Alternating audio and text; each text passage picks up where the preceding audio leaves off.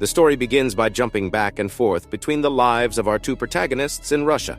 First, there is Dominika Igorova, a famous ballerina that is in charge of taking care of her sick mom. After a visit to the doctor, Dominika leaves her mother with a caretaker so she can go to work. Once in the theater, she changes and puts on makeup before going to meet the guests, which include her uncle Ivan Igorov, deputy director of Russian Secret Service. He introduces her to Dmitry Ustinov, a Russian gangster that asks her for a picture and takes the chance to touch her improperly. Moments later, the play begins, and Dominika is dancing as wonderfully as ever, when suddenly his dancing partner jumps and lands on her leg, breaking it. Dominika is immediately taken to have surgery. The other character we follow is Nate Nash, a CIA agent who is taking a phone call from an automatic caller that dictates some words to him. He uses those words to decode the address of a meeting location, and he takes his gun with him before leaving. The chosen spot for the secret meeting is the park at night, and when he arrives there, he notices he's being followed by a car. A mysterious man, codenamed Marble, is walking towards him as well, and Nate hands him something as they cross each other on the road before they go on as if nothing happened. The car is still following him though, so to give the man a chance to escape, Nate creates a distraction by shooting the floor and starts running away as the car gives him chase. He reaches town and is surrounded by the police just as he makes it to the American embassy. Inside, he meets with his bosses who tell him the asset is safe, but Nate will still be sent back to the USA for his mistake. The next day, Ivan visits Colonel Zakharov, director of the Secret Service, in his office. General Vladimir Korchnoi is there as well. They show Ivan a video of Nate's meeting at the park and mention he's a CIA agent that left the country that morning, but their main interest lies in the other man and finding out his identity. We cut to Dominika then, who is waking up at the hospital to find her leg in a metal frame. She starts crying when she realizes she won't be able to dance again. 3 months pass. Dominika, who is still walking with the aid of a cane, is visited by Ivan. He comments on the fact a replacement for her has already been found and how the theater had been lending them the apartment and covering her mom's medical expenses. All that will stop soon now that she doesn't work for them anymore. Ivan says he wants to help her and asks her to come to him when she's ready. He also leaves an envelope for her before leaving. Dominika opens the envelope and finds pictures that show her dancing partner has been romantically involved with her replacement, plus a recording of a conversation between them that implies he jumped on her on purpose so his girlfriend could take Dominika's place. Later that day, we find Dominika in the theater, watching her former partner and the new girl practice. After they're done, they go to the steam room and Dominika follows them, only to find them having relations. Rage takes over, and Dominika starts using her cane to beat them both to the ground before running away. On the bus home, she sees her hands stained with blood and decides to get off, stopping by a payphone to report what she did as an accident. When she arrives at her apartment, she finds her mom on the bathroom floor, the caretaker nowhere in sight. Her mom tells her she didn't come because the theater stopped paying her. Knowing she has no other choice now, Dominika goes to see her uncle to ask him for help. He accepts as long as she helps him in return with a little case. The Secret Service wants to know more about Ustinov, whom Dominika had met at the theater. Ivan wants her to approach him, befriend him, and gain his trust using her charms. Dominika at first refuses, but Ivan wins her over by reminding her how awful state hospitals are and how he can give her mom the best doctors. Instead, that very night, Dominika goes to the hotel Ustinov is staying in, wearing the dress she's been given. She goes to the bar to wait for Ustinov to approach her first, which he does. Dominika tells him she's come to see him, wanting to feel special again, so they leave for her room. She asks the guards to give them privacy, and Ustinov starts undressing as soon as his men leave the room, then asks Dominika to do the same. She does so after some hesitation, and when she comes closer, Ustinov wastes no time in taking advantage of her. Their intercourse is suddenly interrupted when a man wearing a black helmet appears behind Ustinov and cuts his throat. The body is thrown on the floor, and after asking for silence with a gesture, the man throws Dominika a coat for her to cover her blood-stained body and takes her out of the room through a back door. When they make it to the parking lot, he shoots an employee before getting them on his bike and driving away to an abandoned building. Inside, the man takes off his helmet to reveal Sergei Matorin, another Secret Service agent sent by Ivan, who is in another room in the same building together with Korchnoi, watching Dominika on the security cameras. When Korchnoi mentions she's a witness and she should be eliminated, Ivan mentions she could be useful. Ivan changes rooms to go see Dominika and confesses he did know what would happen in that room and didn't tell her because she wouldn't have done it if she knew. He makes her an offer then. Since she's so good at this, she can be sent to a special institution to be trained to be an agent. If she refuses, he won't be able to protect her, so she can only accept. Dominika leaves for the institution a couple of days later. When she arrives there, she's received by Matron, the headmistress of Sparrow School. She gives Dominika a fake name to use in the school before taking her to her room. Classes start soon after that. Matron talks about the modern world being in chaos and how Russia is the only country willing to make sacrifices to fix it. The students will be trained to be sparrows, spies who specialized in seduction and psychological manipulation. Dominika and a student named Victor are called to the front of the class and asked to strip. Victor does so without issues, but Dominika doesn't dare. Matron scolds her for it. We then cut to Nate, who's been summoned by the CIA's discipline panel to be informed he'll be suspended for his mistake in Russia, and he can't leave the country. Nate protests because their mole, Marble, has been working with Nate for 3 years and won't trust anybody else. But he isn't heard. Back in the Sparrow School during a class with Matron, she tells them they need to be able to identify what their targets want. She puts some videos on TV for examples for them to work on. The first one Victor guesses wrong, and Dominika corrects him, earning her his dislike. The second is guessed by another female student, who is called to the front of the class and told she will have to use her mouth on the man from the video, who is brought into the classroom in cuffs. The girl gets on her knees, but is incapable of doing it. She falls to the floor crying. Matron reminds all the students that they need to learn to trick their bodies and teaches them some basic seduction tricks. Back in the USA, Nate notices he's being tailed and informs his superiors of this. He learns that the CIA hasn't heard anything from Marble, and he takes the chance to remind them he will talk if it's Nate that contacts him. They reach a deal. He can't still go back to Russia, but they can send him to a country nearby so the Russian Secret Service will know he's around and Marble will resurface. Nate accepts for the team to come with him. Meanwhile, in the school, the students are asked to give a welcome to a group of soldiers that just returned home from war. Dominika chooses a young man and takes him to her room, where she successfully gives him a hand. Later that day, Matron and the students watch all the videos of their performances with the soldiers. Matron tells Dominika her technique was good, but she still hasn't learned to give herself up. After class is over, Dominika goes to the showers, where she's assaulted by Victor. She defends herself by taking the water tap from the wall and hitting him with it. In the meantime, Ivan, Korchnoi, and Zakharov are discussing the fact Nate has been relocated to Budapest. They want to do something about it, but they know the president doesn't want them anything that may come off as antagonistic against the USA. Ivan proposes they give the mission to someone else. Back in the Sparrow School, Matron and a newly arrived Korchnoi question Dominika for her attack on Victor. Matron thinks Dominika still has potential. Korchnoi asks for a moment alone with her. After everyone else leaves the room, he questions Dominika again, and she explains she owes and serves the state, not her classmate. She's allowed to go back to class, where Matron once again calls her to the front while Korchnoi watches from a security camera.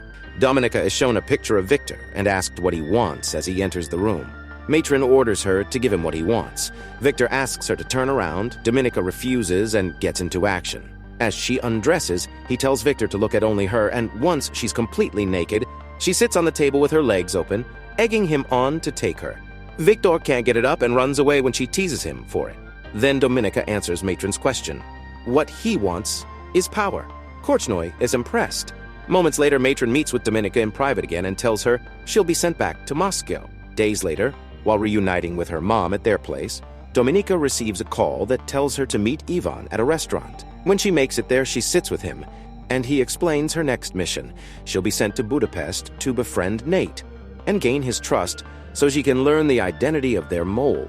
He gives her a new passport and documents with a new name. Dominika leaves without eating. She makes it to Budapest a couple of days later and goes to stay at an apartment she'll share with a fellow Sparrow Marta.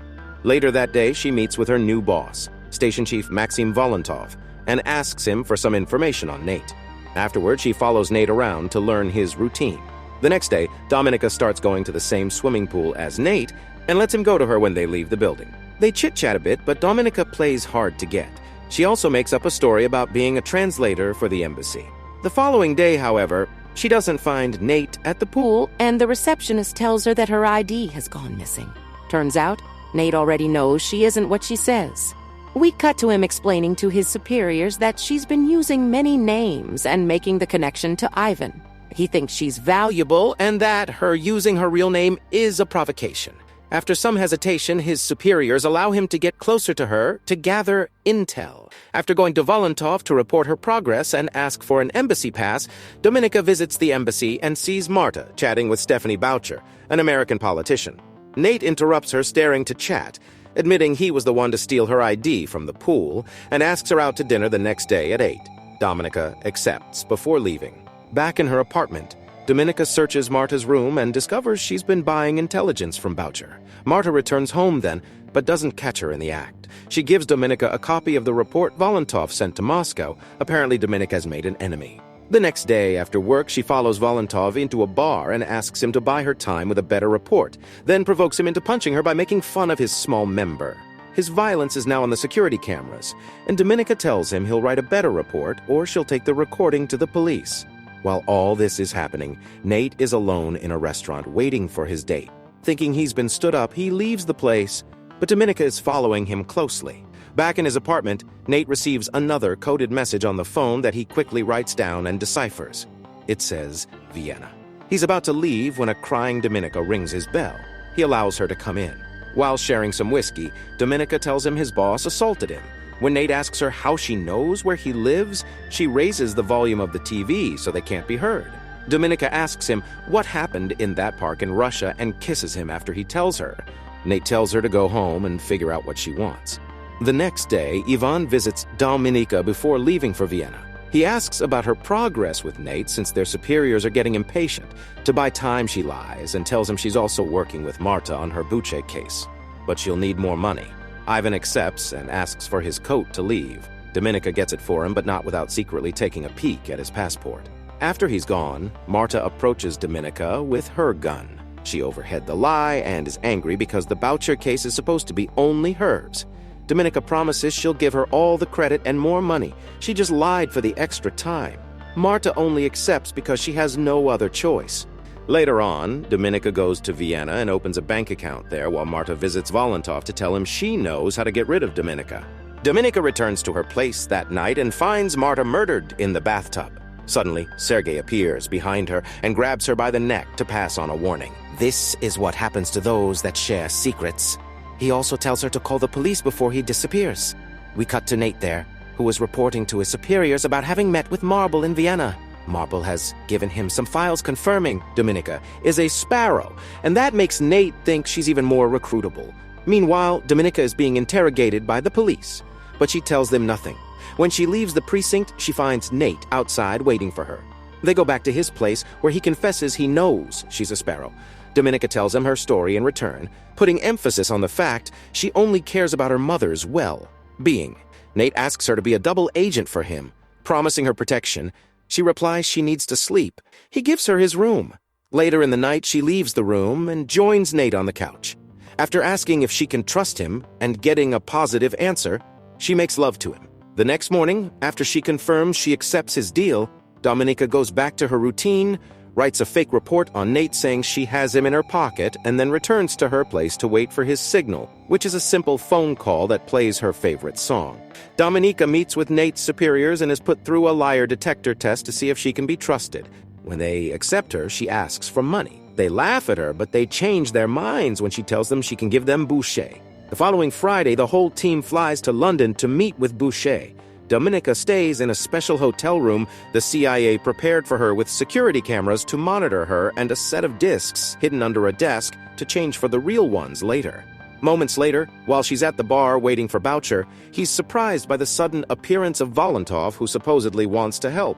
Dominika sends him to her room, otherwise his presence will scare Boucher off. Boucher arrives soon afterward, and Dominika goes to her, explaining Marta sent her. Boucher doesn't like this change and is about to leave, but Dominika convinces her to stay when she threatens her with some dangerous pictures and mentions the money. Both women go to Dominika's room, where Volantov is waiting. Boucher gives her the discs in exchange for the money, and Dominika pretends to take the discs to her computer to check they're real when she's actually trading them with the CIA's. Dominika and Volantov leave then after telling Boucher to wait an hour to leave too. But Boucher is anxious and drunk, so she leaves soon after. When she makes it to the street, she notices she's being followed and gets scared. So she throws the money in a trash can and crosses the street where a truck hits and kills her. Dominika is in a car with Volantov when this happens, and he quickly gets the news on the phone. He tells Dominika they've been given orders to return to Moscow immediately and takes her passport. When they make it to Moscow, Ivan takes the discs from Volantov before arresting him. Both he and Dominika are under suspicion of having helped the Americans. When asked about it, she denies it. So she starts being tortured in different ways for the real answer. But she doesn't give in. They even show her a video of how Volantov was shot for lying. But when the interrogator points at her head and she lies again, nothing happens.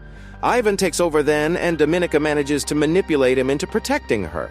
She's allowed to return home, but when she gets there, she feels so dirty she doesn't let her mom hug her. After a difficult meeting with Korchnoi and Zakharov, Ivan returns to his apartment where Dominika is waiting. He tells her they've granted her request to let her keep working on Nate. She kisses him before leaving. Dominika returns to Budapest and meets with Nate. They go to his apartment, where he expresses his suspicions of her quick release. Dominika convinces him to relocate her and her mom to America and to give her more money. He accepts before they make love. In the middle of the night, Dominika wakes up when she hears a noise. She goes to the kitchen to find Sergei torturing Nate. She pretends to be on his side at first, even helping him hurt Nate to get the name of the mole. But when Sergei gets distracted, she hits him back and helps Nate cut the straps tying him to the chair. The three of them get into a fight that doesn't last long. Sergei slips and Dominika takes the chance to stab him. She wakes up in the hospital the next day and leaves her room to have a smoke. She's then approached by Korchnoi, who reveals himself as Marble. He thinks he'll be caught soon and doesn't want to die in vain, so he asks Dominika to expose him so she can become a national hero and take his place as a mole. She doesn't give him a definite answer, but after he leaves, she checks on Nate and leaves as well. She gives herself up to the police and asks to see the Russian ambassador. When she's taken to him, she tells him to call Zakharov and inform him she has the name of the mole, which she'll give him in exchange for her freedom. A meeting to do the exchange is arranged later that night at an airport. Nate will walk with her to confirm the identity of the mole, and she mustn't try to run or she'll be shot. Nate is angry with her because he thinks she's used him, but she has a surprise. When the Russians approach them with the mole, they take the bag off his face to reveal it's not Korchnoi. It's her uncle Ivan, who has been framed thanks to Dominika fabricating evidence since she made it to Budapest the first time. Nate quickly catches on and confirms Ivan is the mole. After the exchange is done, Ivan's shot by a Russian sniper, and Dominika is taken away on a helicopter. Back in Russia, she's named a heroine and allowed to have a good life with her mom. The movie ends when she receives a phone call, and the only sound on the line is her favorite song. Thanks for watching. Please like and subscribe, and click the bell icon to get new movie recaps. Girl, you got me shook from the way your body looks. Got me riding hooks, got me feeling like a rook. I don't do it by the book, but for you I'll take a look. Don't know what your mama took, sweet and spicy like a cook, yeah. I'll keep it real, let's make a deal. Buy you a meal if you just let me feel. Get out your heels, grab on the wheel. Back to my place at the top of the hill. Don't have regrets, I know what's next. She need a fresh, I'll be back in a sec. Look at them legs, don't make me beg. Back to the room, let me show you my bed. Yeah, your body feels like taking on a drug. The movie begins in a dress boutique where we meet Xenia. Xenia is a seamstress working with her client, Sonia, who is about to get married. Sonia asks Xenia about her own wedding, but Xenia admits she hasn't had one yet. As this happens, Xenia's daughter Paulina starts to cry and fuss. Victor, who is Sonia's fank, steps in to calm the crying baby. Even though it's considered bad luck for him to be around before the wedding, Xenia looks at Victor gratefully, while Sonia comments that Victor is practicing for fatherhood. Later that night, Xenia is alone with Paulina and tries to call her boyfriend. When he doesn't answer, she goes to his studio to look for him. Kure, an artist who does sculpting, is caught by Xenia with another woman. Upset, she rushes out of the studio, but Kure berates her for entering. The next day, at work, Xenia can't help but cry over her boyfriend's cheating. Her colleague, Kate, notices and expresses concern. Xenia tells Kate everything, and Kate advises her to act as if nothing has happened to keep Kira's love at home. Jenny's mother is looking after Paulina. Zinnia discovers sketches that Kira has done of the woman he was caught with. This upsets her, but Jenny's mother reprimands her and puts away the sketchbook. Not wanting her to torment herself, she reminds Zinnia not to mourn something she can't control unless she casts a spell to make Kira love her. The next day, Zinnia visits Kira's parents' house to find him, as he's been avoiding her. Kira's mother doesn't come out to greet Zinnia, instead standing on a balcony, making Zinnia feel bad for not knowing Kira's whereabouts. Zinnia leaves and eventually runs into Kira as he's leaving his studio with his new girlfriend. She talks to him in private, attempting to make him stay. She tells him she won't endure him sleeping with other women, but Kira snaps at her, saying he doesn't want to be with her anymore. He states that he doesn't own her just because they have a baby together. This is the last straw for Zinnia, and she lunges at his face. Kira pushes her back and wipes his bloody face with a handkerchief, throwing it before walking away, unknowingly giving Zinnia a tool for his undoing. Zinnia takes the bloodied handkerchief and later goes to see Azza, a gypsy, in Azza's kitchen. Zinnia tells her about her predicament. Azza asks if Zinnia wants to be with Kira forever, to which Zinnia answers yes. Azza then explains the spell's method.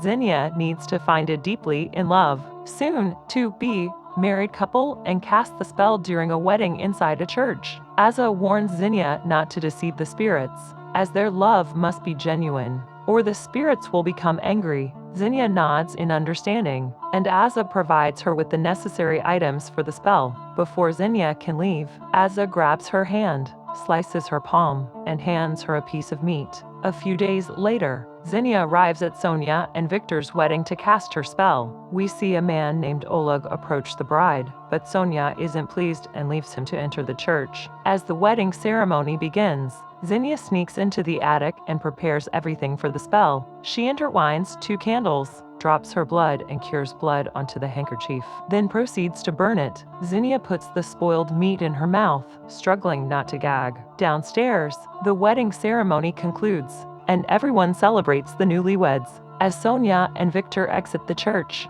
Zinnia rushes to leave but collapses in their path. Sonia is upset, sitting in a hospital chair still in her wedding dress.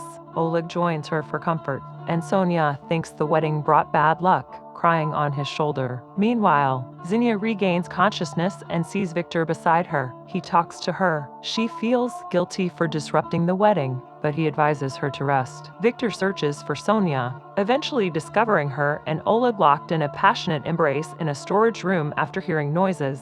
That night, Zinnia awakens by an open window in a room. She shuts the window and notices mud on the sill. Kira stands in her room, looking disheveled, and asks for her forgiveness. Zinnia is relieved her spell worked and forgives him. Kira takes Zinnia out of the hospital, and they spend the night together in his studio. In the morning, Kira is struck by Zinnia's beauty and asks her to pose for him in the sunlight. She agrees and enjoys the attention. They then visit Zinnia's mom, and Kira boards up a window that broke during the previous night's storm. Meanwhile, Zinnia offers her mother to stay with them until the window gets fixed and goes to get her daughter. When alone with Zinnia's mother, Kira tells her that she would be disturbing them if she comes to stay, and so she declines Zinnia's offer. In the next scene, we see that Kira is trying to sculpt Zinnia's likeness, but becomes frustrated because he can't make it as perfect as her. He suggests making a mold of her face, but Zinnia insists she needs to work. Eventually, Kira convinces her and covers her face with plaster. When Paulina starts crying, Zinnia tries to reach her, but Kira asks her to lie back down. He moves the stroller until the baby stops crying before returning to Zinnia. He uncovers her and proceeds to make love to her, even though she can't speak or see. At work, Zinnia runs into Sonia, who is returning her wedding dress. Sonia blames Zinnia for Victor leaving her and angrily walks out. Upset by the encounter, Zinnia tries to call Azza, but hears a distorted voice. Then she feels a sharp pain in her stomach, but gets distracted by a sound and approaches some racks. She sees a figure in a wedding dress hanging dead. The dead bride suddenly reaches out, but Zinnia backs away. Shaken, she returns home and can't find her boyfriend or Paulina. She goes to Kira's studio and sees masks of her face everywhere. She finds Paulina alone and abandoned in a corner. Kira arrives, and Zinnia confronts him for leaving the baby unattended. She questions his love for them, and he assures her he does, but complains about her busy schedule. At work, Zinnia sees Victor, who has come to inquire about Sonia's dress. They talk about what happened, and Victor appreciates Zinnia's dressmaking skills. He takes her hands, and when he walks away, she sees another pair of hands holding her. She is hit by another wave of pain in her side.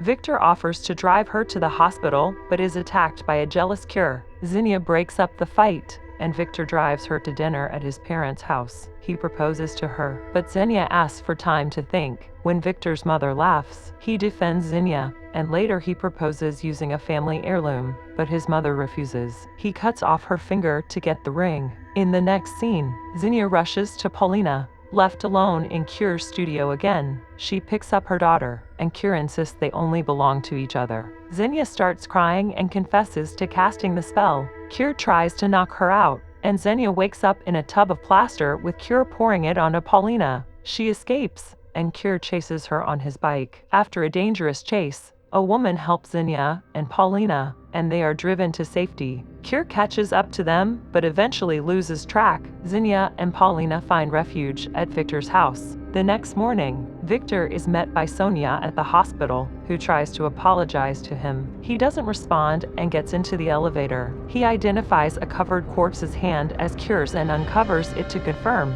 At work, Zinnia is haunted by Cure. When Victor returns, she tells him about this, but he informs her that Cure is dead and takes her to the morgue. There, she recognizes Cure's body and asks for some privacy. As she cries, his body reanimates and pulls her into the drawer with him. Zinnia eventually escapes and becomes very frightened. Sonia sees Zinnia with Victor and confronts them. However, Victor informs Sonia that Zinnia's boyfriend has died. Victor drives Zinnia to Aza's place, and she confesses to the spell on the way. Once there, Aza admits that she doesn't know how to undo the spell. They use a reluctant Victor to contact the demon. The demon possesses Victor, and they ask him what he wants from Zinnia. He replies that he wants her soul, as she promised it to him. He becomes violent and nearly kills Zinnia, but they are saved by Aza's mother. Victor recovers and leaves, refusing to be part of whatever Zinnia has gotten herself into. After that, Aza's mother tells Zinnia that she might be able to trick the demon by performing the spell in reverse and recreating the wedding.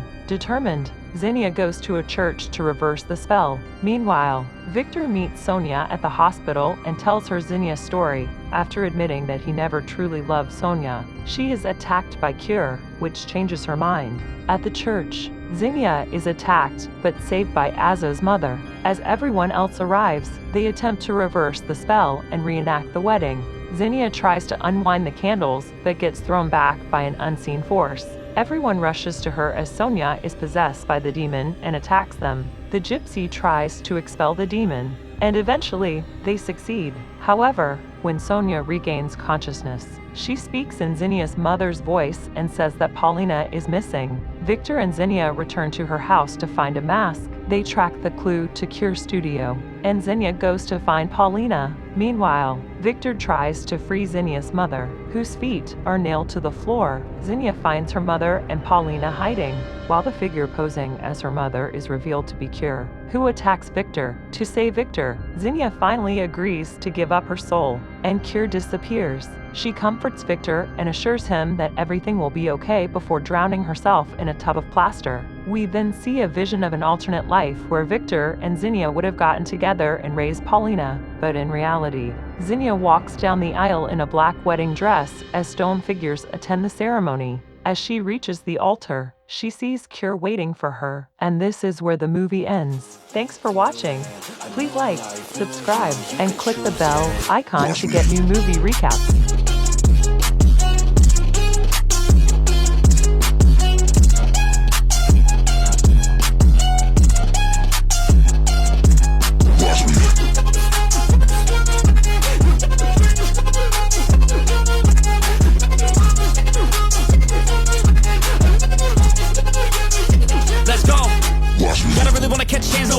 Everybody know I got plans to take off. Everybody know I got bands, no J's on. I'ma do life like me, no days off. I don't really care what you think about me. Hate filling minds up like a disease. Filling me with fight, some life energy, knowing that I'm doing.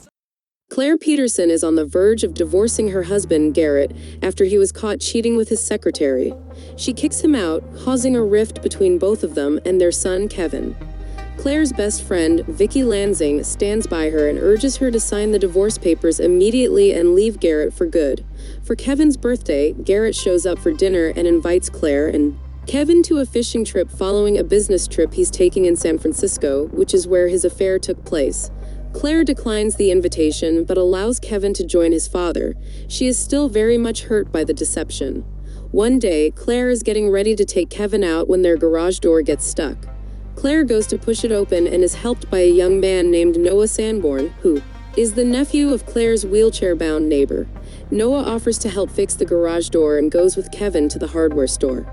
After they leave, Noah's uncle tells Claire that Noah's parents died the previous year, and he is still coping with the loss.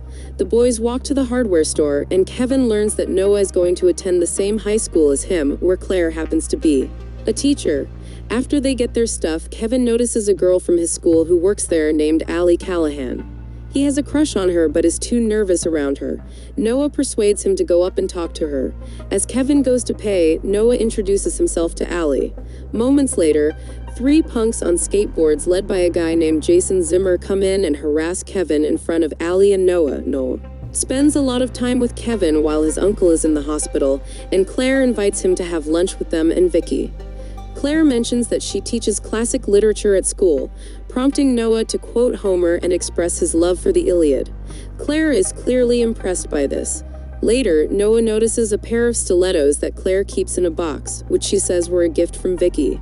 Noah comments that the shoes are for women who try to be sexy and that Claire doesn't need to try. He apologizes for sounding too forward. With Kevin and Garrett away on their trip, Claire is getting ready to go out. She looks out the window and sees Noah naked in his room. He spots her watching him, but she hides behind the curtains. Claire goes on a double date with Vicky and her boyfriend, Ethan, with his buddy Cooper at a restaurant.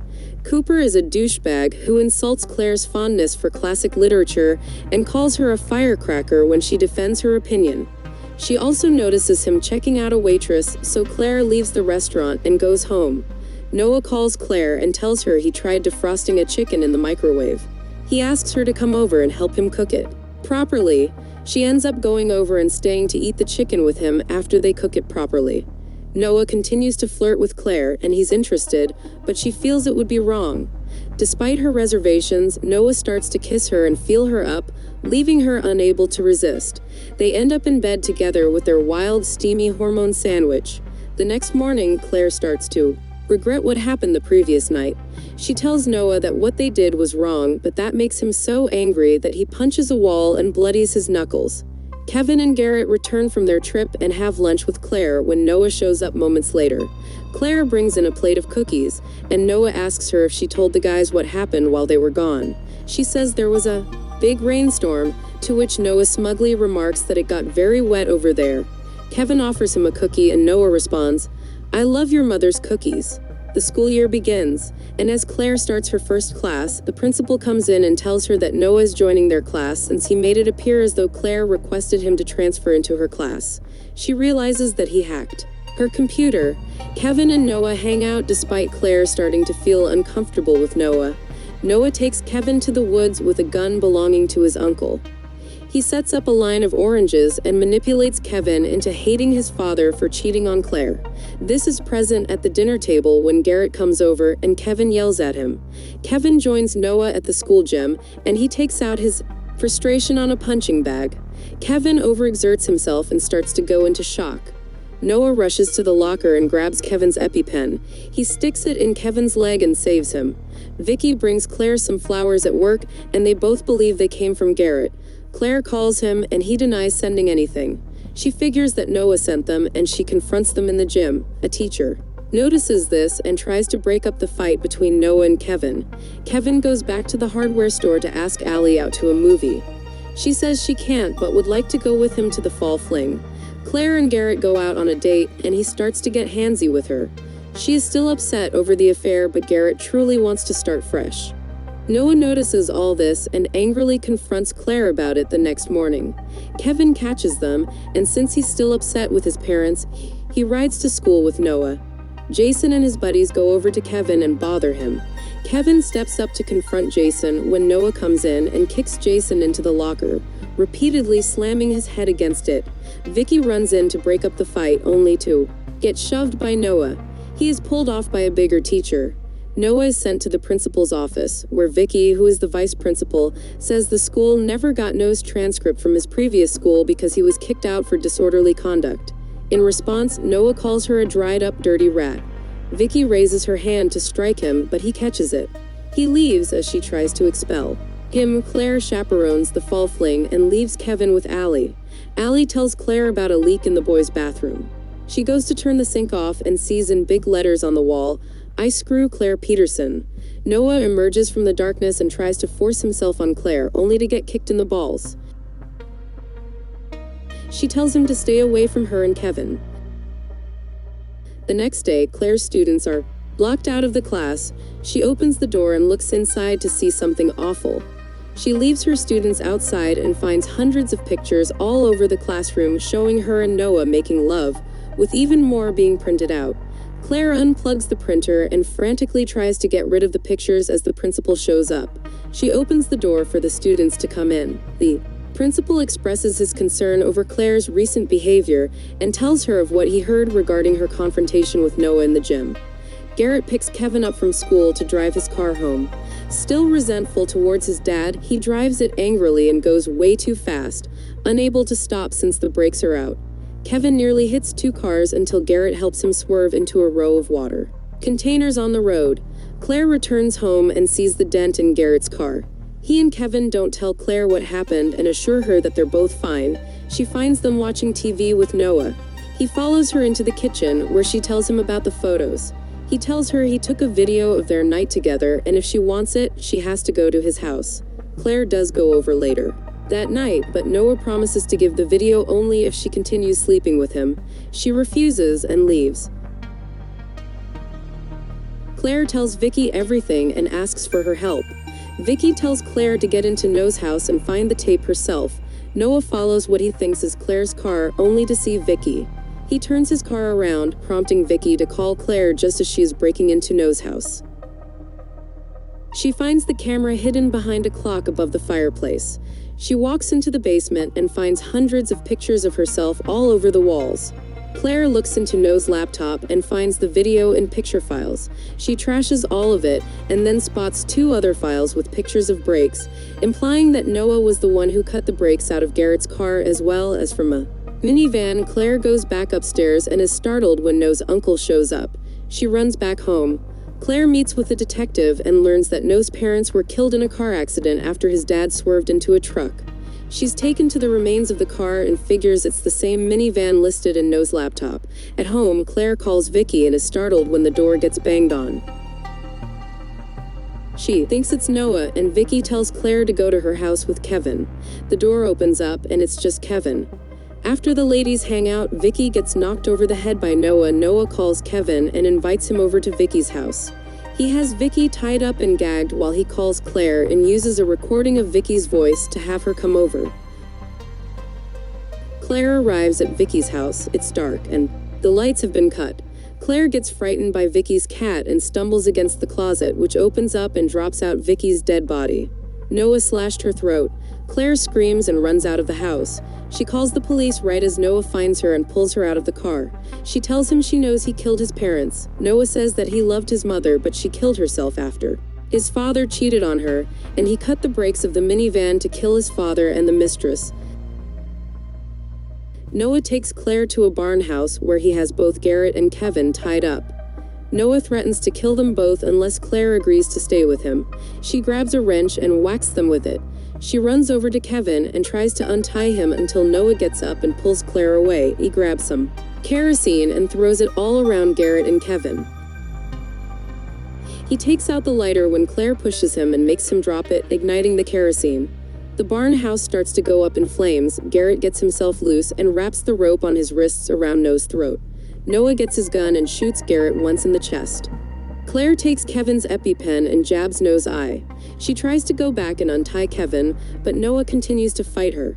Kevin breaks the rope and whacks Noah with a block of wood, and Noah pushes him off. He aims his gun at Kevin and says that sometimes heroes need to make difficult choices. Claire calls Noah and says, "You're no hero," before pulling a switch that drops an engine on Noah too. Finally kill him, Claire and Kevin pull Garrett up and walk out of the burning barn house. The paramedics and police arrive on the scene. They wheel Garrett into the ambulance with Claire and Kevin riding by his side. She continues to assure Garrett that everything will be okay and that they're finally going home. Thanks for watching. Please like, subscribe, and click the bell icon to get new movie recaps.